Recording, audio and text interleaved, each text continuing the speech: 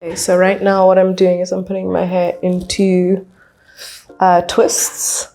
Really what I'm doing when I do this is I am protecting my hair from over manipulation, because 4C hair can really struggle with breakage if it's handled too much. And I'm also sealing in any nourishing products that I've put in my hair. The biggest initial hurdle of going natural is just understanding what hair type you have. Understanding what that means as far as the products you should be using, as far as the amount of manipulation your hair can handle. And once you kind of know, what you're working with, it's a lot more just empowering moving forward. Once I went natural, one of the toughest things was how to style my hair, And I think the root of the problem was that I was still trying to get the look of straight hair, even though I was natural. So I would always straighten my hair with the blow dryer, get it as straight as possible, and then, tie it up as if it was relaxed. The mess was that I was trying to change my hair. But when I started accepting that, look, this is the texture I have, this is how it looks, this is how it feels, and just working with what I have, then all of a sudden creativity came. Growing up, I was teased about my hair. My hair was kept very natural and coarse, and so I was teased. I was told very negative things. I was called rural, I was called tomboy, I was teased quite a lot. I was getting a lot of touching, I was getting a lot of questions, I was getting some, as children are inquisitive, so I was getting gawked at a lot and just asked inappropriate questions. I'll call them what they were, but at the time as a child, that's quite difficult to process. What that does to a very young mind is from a very early age, it makes you question your beauty. It makes you question how normal you are. It makes you question and compare your hair, in comparison to Caucasian hair. The reason I chose to go natural in the year 2013 was driven by health reasons. I found out that year that I had fibroids, and I had to undergo surgery to remove those fibroids. And I began studying what fibroids are, how they affect women, and my research led me to a documentary by Chris Rock, which talks about cream relaxers and their link to health concerns like fibroids and the development of fibroids in Black women. So, in 2011, when I first went natural, it was purely from frustration. My hair was actually damaged from chemical relaxers. My hair was falling out. I was losing my hairline, and I decided to just give the relaxers a break. When I transitioned, I did not feel self-conscious at all. In fact, what I did after I did my big chop, I dyed my hair orange, and then I started calling myself Orange Bone, because even back then people used to refer to the yellow bones and that trend. So because I'm not light skinned, I'm dark, I dyed my hair orange and called myself Orange Bone.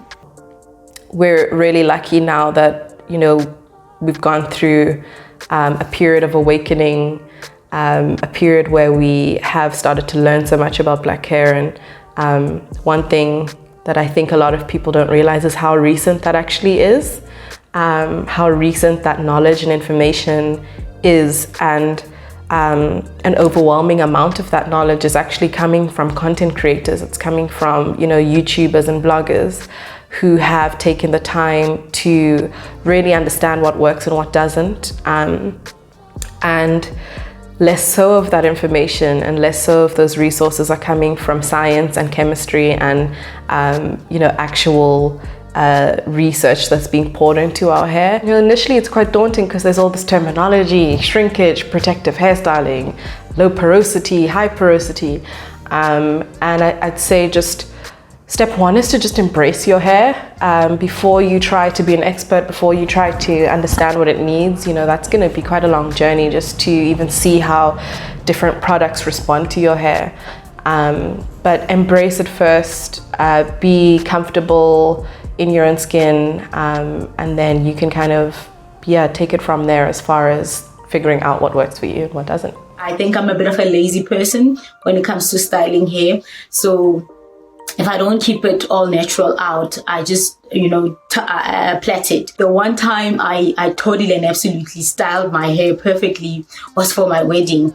And I didn't do that myself. I had to go to a salon and get that done because I think it's an art. I want to be 100% transparent here and actually, reveal that for a long time, this has been a significant part of my hair care routine.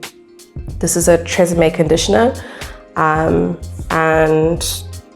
I think, why I'm being open about that is because, when these scandals hit, when these controversies kind of arrive, the reality of a lot of them is that these are products we have in our homes. These are products that we utilize. It is a sad truth that most Black women do not love their hair. So the Tresemme Clicks ad was just echoing what we already believe about our hair, and that's the majority of people. Most Black people believe that their hair is dry, their hair is dull, their hair is frizzy, their hair cannot be managed. So the ad was racist, very racist, but it was not incorrect. This was a difficult one, Tresemme,